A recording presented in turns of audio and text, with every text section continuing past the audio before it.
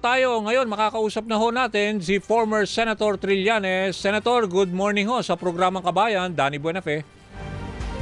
Magandang umaga po sa inyo, kasamang Danny at sa ating mga listeners. Okay, kamusta ho? Long time no hear. Anyway, napapakinggan ko kayo sa ibang mga panayam, no? Pero Opo. medyo mainit ngayon yung pag-file nyo kahapon na, 'di ba, sa Office of the Ombudsman. Ano ba pagkakaiba nito? Alam ko kasi parang supplemental complaint ba to katulad ng isinampa rin nung December nila Cielo Magno at ng mga Catholic Church leaders?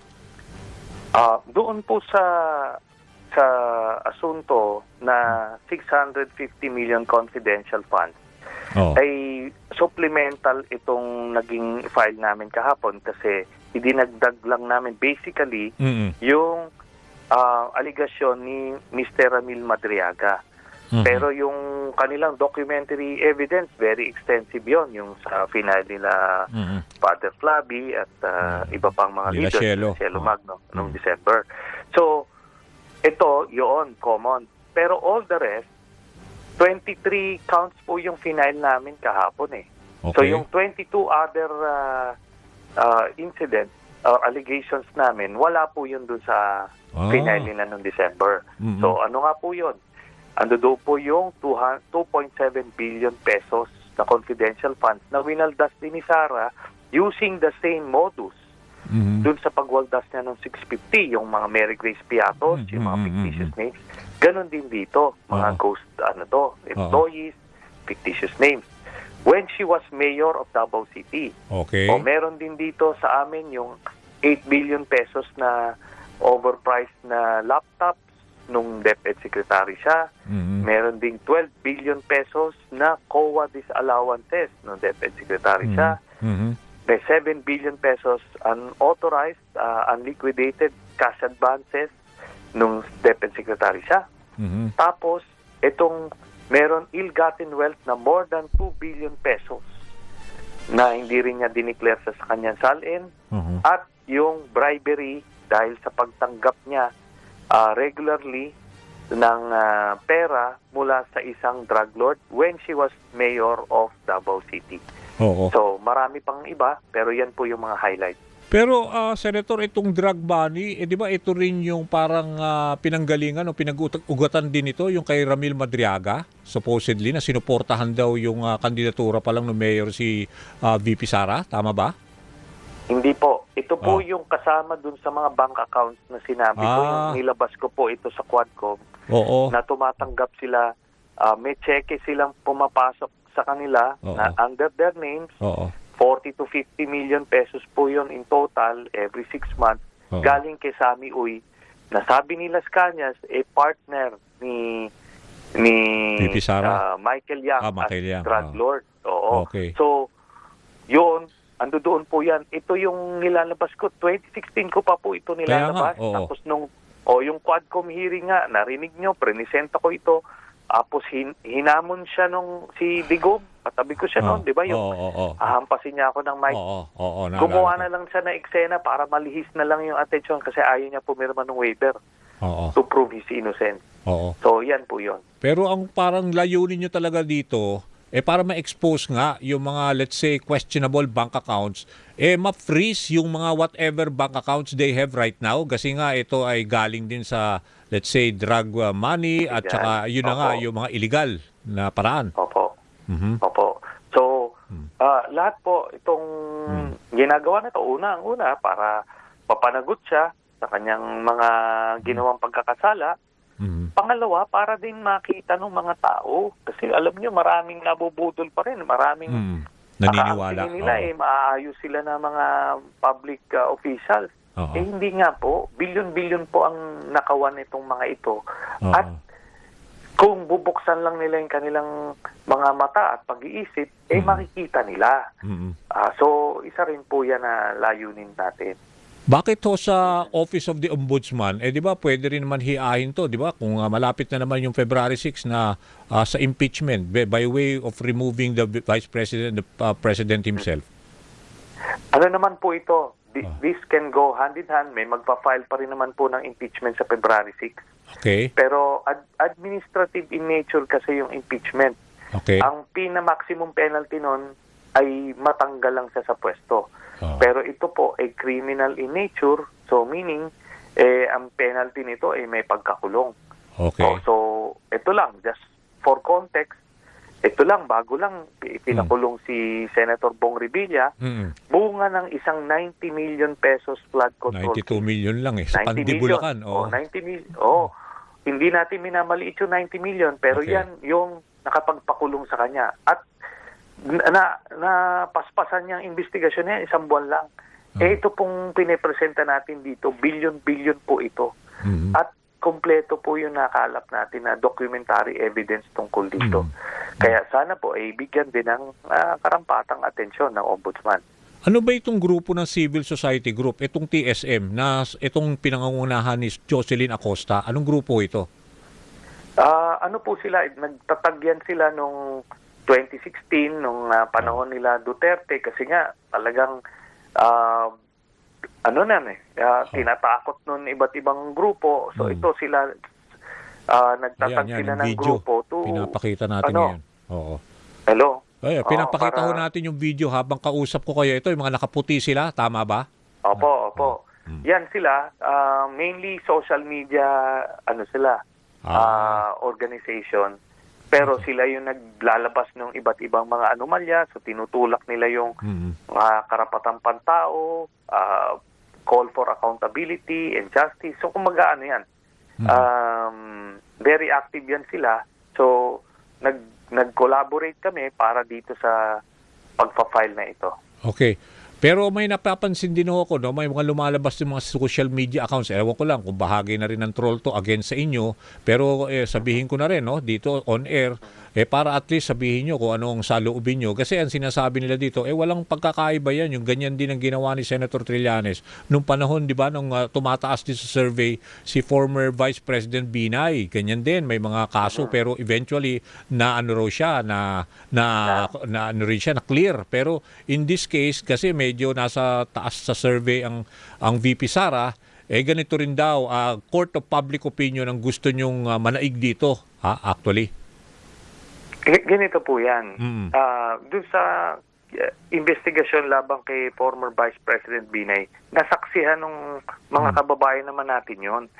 Kung nakita nilang bogus yung mga pinipresenta ko, dapat nanalo pa rin si VP Binay noon. Dapat hindi pa rin sila nagbago isip. Ongoing pa rin yung mga kaso. Marami ho yun. Maraming nasampang kaso. So, ongoing Corruption pa rin din yung yun, mga... nasa Sandigan ba ngayon? Kung madidismiss man yan, hindi dahil kasalanan ko. Kundi dahil baka mahina yung mga naglilitis noon o magaling yung abogado niya. Ibang factor na yon. Pero hindi po ako naggawa-gawa ng ebidensya laban sa kanya. Yun po ang punto. Pinipresenta natin yung totoo. Ngayon, sila ang mas maganda nga nito public para sila mismo makakakita kung malabo yan o hindi totoo yan. 'Di ba? Mag-gauge nila nung panahon nung kay Vice President Binay mas dihamak na mas mataas sa survey yun. Tama, na mga nasa 70s yung Tama. survey na nun Oo. Siguradong presidente na yun. Oo. Pero nung nakita yung Hacienda Binay, tapos napasok namin nakabit namin dun sa mga Facebook post ng mga anak niya, tapos pati yung mga titulo nakuha ng ABS-CBN nun, 'di ba? Pero lumiwanag. yeah, Opo. pero if we compare kasi yung grabe ang ngayon ang social media ngayon, ang labanan sa social media at mas malawak ngayon ang kanilang reach din. Somehow feeling nyo kasi if we compare itong mga in-outline nyo, grabe, billion-billion. Ito lang sa laptop, ito lang mga disallowances, ito mga confidential funds, billion-billion. If this is solid evidence na may ipipresent nyo, tingin nyo mas matibay ito at tingin nyo you will in terms of public opinion, you can tell kung talagang ang mga tao bayan by 2028 makikita ang somehow, 'di ba, ang traction.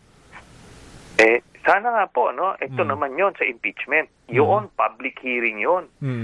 Makikita talaga nila kasi impeachment yan, pwedeng pabuksan yung mga bank accounts ni Sara dyan. Yeah. Aba, pagka siguro naman, may mga bank executives na nagsabi, ito yung pera niya, 2 billion, ganito. Tama. Oo.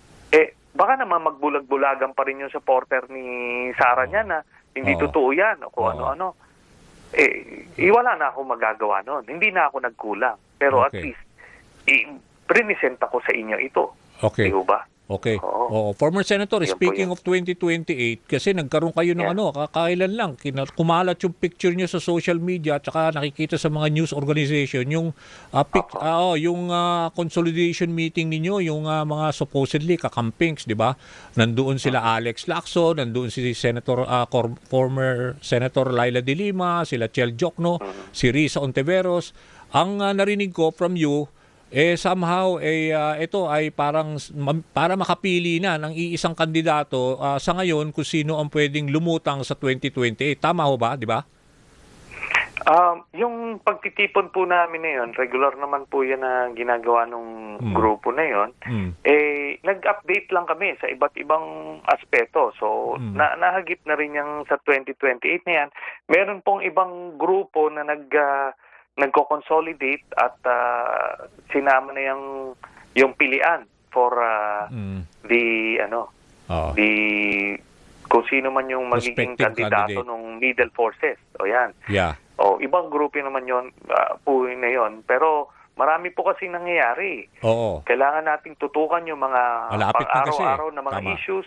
At the same time, kailangan din natin paggandaan yung darating na eleksyon kasi pagka halos 2 taon na lang, nanalo na naman ang Duterte dyan, wala na, gigibain na nito yung bansa na tuluyan.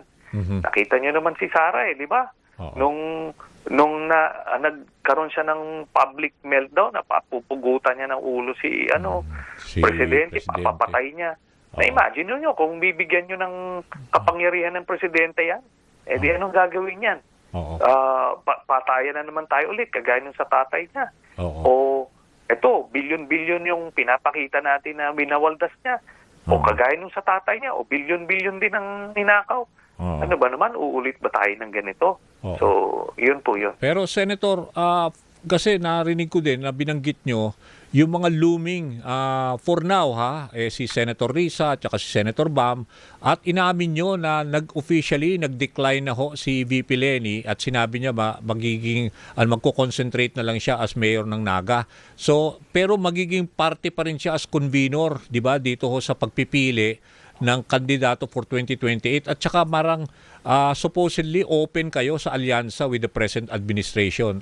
Let me just kung totoo lahat ito in the proper context. Opo. Just to be clear po, no? Oo. Yung factual. Yes. Ngayon yung pagtutulak ng alyansa with the administration at yung kanilang mga supporters, personal ko po yun. Kasi base sa aking assessment, talagang polarized yung ating electoral, yung electorate natin. Iba't ibang grupo ho yan. Yung grupo ng mga Duterte, grupo ng mga Marcos, grupo ng middle forces, at yung grupo na hindi gano'n nakikialam sa politika. So, 4 na grupo yan. Ang bilang ko ho dito, base na rin doon sa nakaraang eleksyon at sa mga bagong survey, ay kung yung middle forces lang ang magtutulak ng kanilang kandidato, maliit po yung tsansa natin. Mas malaking tsansa natin kung makipagsanib pwersa tayo doon sa Marcos supporters, kasi itong mga loyalists, marami pa rin ho yan, di ba? Tapos itong mga naniniwala kay President Marcos, meron pa rin ganyan. Tapos meron silang makinarya. So malaki yung advantage nun. Kung magkaroon naman ng agreement sa iba't ibang mga issues, mga polisiya na pwede ipagpatuloy o pwedeng itulak, bakit naman hindi? Di ba? Kaysa naman pabalikin natin itong mga Duterte na kahit yung pinakang malalim po na supporter ni Sara Duterte, pagtatanungin mo siya, sandali lang po muna, ano ho ba ang nagawa ni Sara Duterte sa inyong pananaw at bakit kayo nahuhumaling sa kanya? Ang sasagot lang naman nila basta. Ganon. Kaya nga, Ganon na eh. kaya nga, Senator, Yun bali ang feeling nyo ho, with a single candidate lang din dapat, no? Hindi yung parami na namang kandidatong lalabas. Oo. Ang chance ho talaga, malaki ang panalo dyan ni VP Sara. Mhm. Pero for now, accepted ho ba ng grupo din nyo? Sabi nyo, it's your personal view na dapat may konting alignment na mangyari. Yung mga progressive forces, di ba? Yung mga somehow, di ba? Yung grupo na rin, nandun na rin kasi yung sila Chel Jokno mga akbayan yun eh. So, ibig sabihin, kung nandun din, may representatives din doon yung administration, tingin nyo, malaki ang chance na let's say, kung mapili man isang nasa hanay ninyo or Senator Riza or si Senator Bam na supported by the present administration, one-on-one, malaki ang tsansa. Ganon. Opo. Ngayon, it is up to them. Ako naman, nag-broach lang ako ng idea. Mhm. Kasi hindi naman ako yung principal. At the end of the day, it's going to be the decision of the principal Collective. in consultation with the different sectors na sumusuporta, yung mga grupo sumusuporta. Pero call yan nung mapipiling kandidato na tipong, sige, ano tayo, mag-explore natin, yung magkaroon tayo ng team unity, ika nga, no? Para magkaroon ng coalition o ano ba yung pwede natin pagka-agrihan. Mas maganda ng bukas doon sa posibilidad na yun. Okay. Kung kaya naman ng solo lang, why not? But so far, based on what we're seeing, hindi ganon ang itsura. Okay. Pero nakikita niyo ho ba, pwede ba natin sabihin na si VP Leni as mayor ng Naga is already out of the equation in terms of running for a higher position? Sinabi na yata niya sa inyo or pinabi sa grupo? Siguro, ganito, don't take my word for it. Siguro, Sige. siya na lang po ang tanungin. Okay. Kung ano ba ang pananaw niya. Preference pero, niya. Oo. Oo. Yun lang po yung pinarating kasi sa amin. Okay. Di ba? Okay. So, sige ho, hindi ko na lang pangungunahan siya. Sige. Pero ako naman, hindi ko siya pangungunahan sa decision niya, pero hindi rin naman ako mag-iintay. Pero ibig sabihin, willing siya, ang pagkakarinig ko rin sa inyo, willing siya whoever is mag-room ng grupo, 'di ba? Para susuporta siya, pero hindi lang siya yung nandoon na parang as a candidate, 'di ba? Ganon yung pagkakaintindi ko Tama ho ba, Senator? Opo, kasi she remains the symbol nung mga kakampings, Symbolic leader ng mga kakampings kasi alam nyo, very emotional yung naging 2022 campaign, marami nag-volunteers doon, kaya maraming na build na support base. So, yung magiging role niya dito is very important. Yeah. But yun na nga, it's really up to her. So, yun na po yun. Okay, Senator, bago kita bitawan, yung tungkol dito sa inihahain na impeachment naman na complaint na para labang kay Presidente Bongbong Marcos na itong inihahain ni Attorney Andre De Jesus na sinuportahan naman, in-endorse nitong si Pusong Pinoy Party List Congressman Jet Nisay. Ano ba ang pananaw nyo rito? Is this something na yung inform and substance, ito ipapasa sa committee level ng justice sa House? Unang-una, karapatan po yan ng citizen to file that impeachment. Ngayon, since lawyer siya, dapat nagawa niya yung necessary spade work, ika nga, na ebidensya. Ngayon, the committee, it will be referred to the Committee on Justice muna. As Committee on Justice will determine the sufficiency in form and substance. Ngayon, I cannot speak for the congressman, but yun na yun. We'll let the process play out kung anong gagawin nila.